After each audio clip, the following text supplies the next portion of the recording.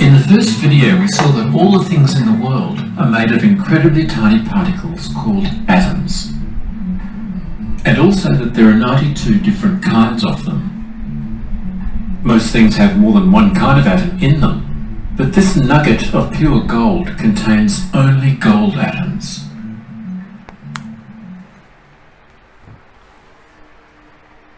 So we call it an element. An element is a substance made of only one kind of atom.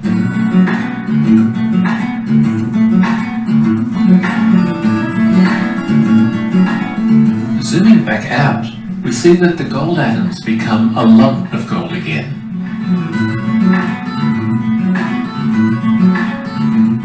If we zoomed out from silver atoms, we'd see a lump of silver instead.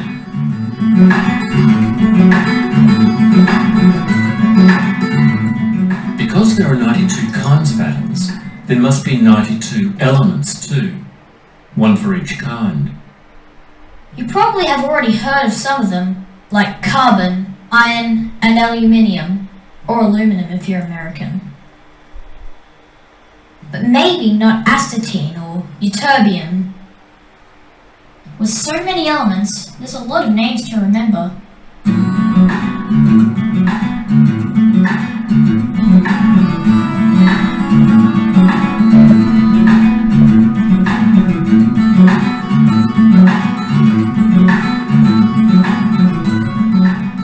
Fortunately, there's a list showing all the elements. It starts with the element with the lightest atoms, hydrogen, and goes to the element with the heaviest atoms, uranium. This list is called the periodic table.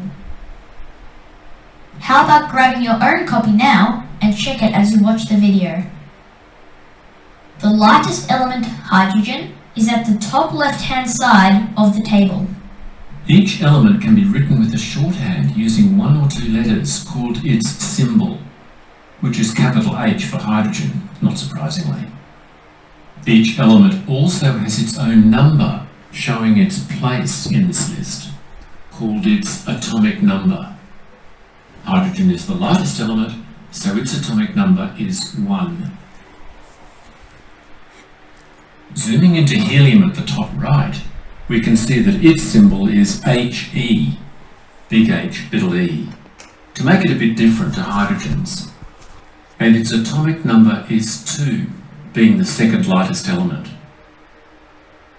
The third lightest element is lithium, so it has an atomic number of 3. Where's lithium? It starts the next row. This row goes up to atomic number 10 before another row is started. How many rows are there? 1, 2, 3, 4, 5, 6, 7. The periodic table has 7 horizontal rows. What about these rows down below, called the lanthanides and actinides? Well, they really belong to rows 6 and 7 and should slot into these spaces. The lanthanides are elements 57 to 71, and the actinides are elements 89 to 103. To slot them in, we have to make the periodic table wider. This full table is more accurate, and some versions are printed this way. This layout also makes it easier to see how many elements are in each row. 2 in the first row, 8 in the second, 8 in the third, 18 in the fourth, 18 also in the fifth, 32 in the sixth, 32 in the seventh. Altogether, there are 118 elements.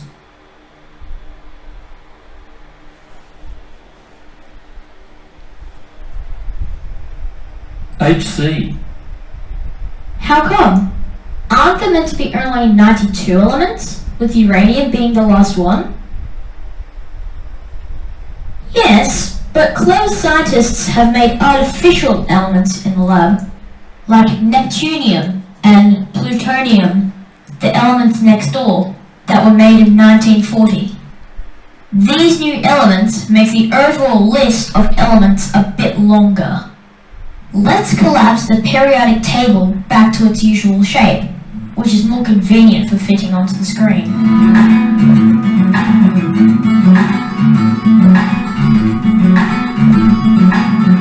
You can see that the periodic table is also arranged in vertical columns, which scientists call groups. How many groups are there? 1, 2, 3, 4, 5, 6, 7, 8, 9, 10, 18. 18 vertical groups. The key point about groups is that they contain elements that are similar to each other, like members of a family. For example, all of group 1 elements except hydrogen are soft, malleable metals that explode when you put them into water. Some groups even have family names. Group 1 elements are called the alkali metals. Group 2 elements are the alkaline earth metals. Group 17 are the halogens, and group 18 are the noble gases.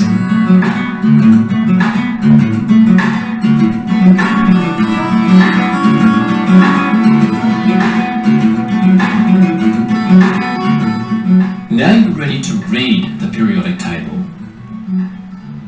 What is the name of the element with atomic number 30?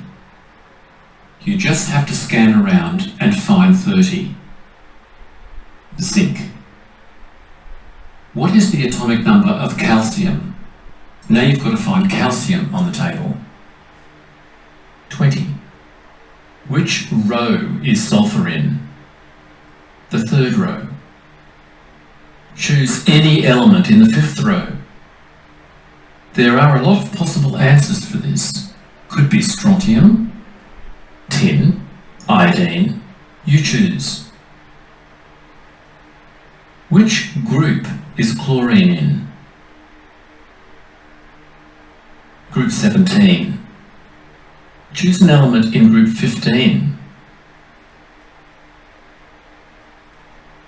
Could be nitrogen or arsenic or any of the others. Your choice. But what if you were asked which element is in row 5 and group 2? There can only be one answer: strontium. Each element has its own unique combination of row and group.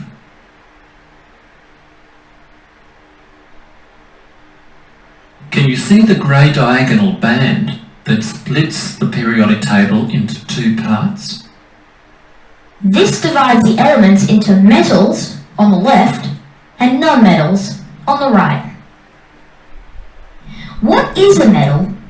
Here's a few: titanium, iron, chromium, aluminium, silver, and gold, with the atomic numbers above the symbols.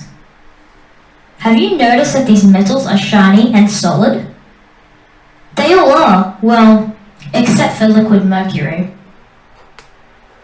Metals also conduct electricity and heat. Here, the different metals are connected to an electrical circuit.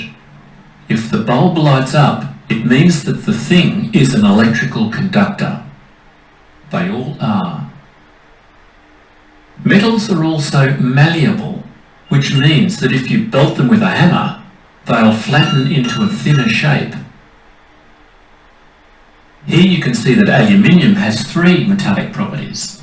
It's already been flattened into a thin sheet. It's shiny, and it conducts electricity.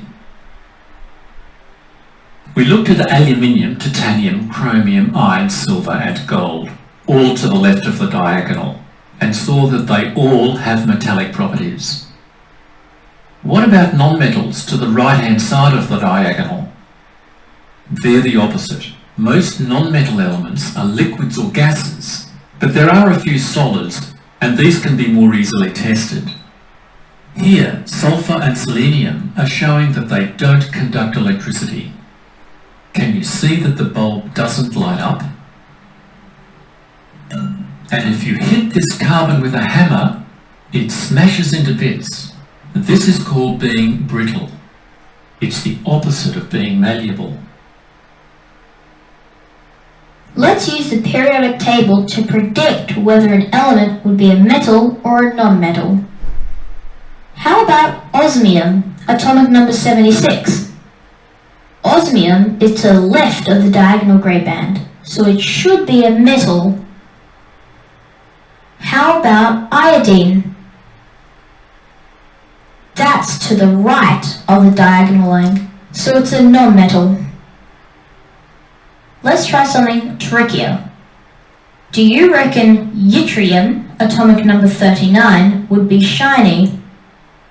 It's to the left of the diagonal line, so it's a metal. So it's probably shiny. Would phosphorus, atomic number 15, conduct electricity? It's to the right of the diagonal, so it's a non-metal. Probably not. What about the elements inside the diagonal band? Let's take a look at silicon. It looks shiny like a metal, but if you whack it with a hammer, it breaks into bits, so it's brittle like a non-metal. And the dull glow of the bulb tells us that it conducts electricity more than a non-metal, but not as much as a metal. And this gives it the name of semiconductor. These elements are also called semi-metals because they have properties that are in between metals and non-metals. Are they more metal or non-metal elements? Metals. Nearly 3/4 of the elements on the periodic table are metals. But that doesn't mean they're more abundant, because in the Earth's crust, there are more oxygen and silicon atoms than the rest combined. And the universe as a whole is mostly hydrogen.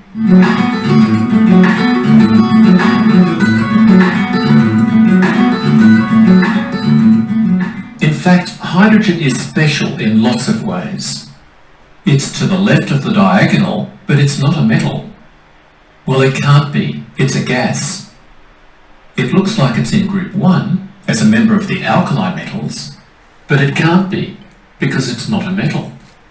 The truth is, hydrogen doesn't belong to any group, and it's considered to be a group all by itself.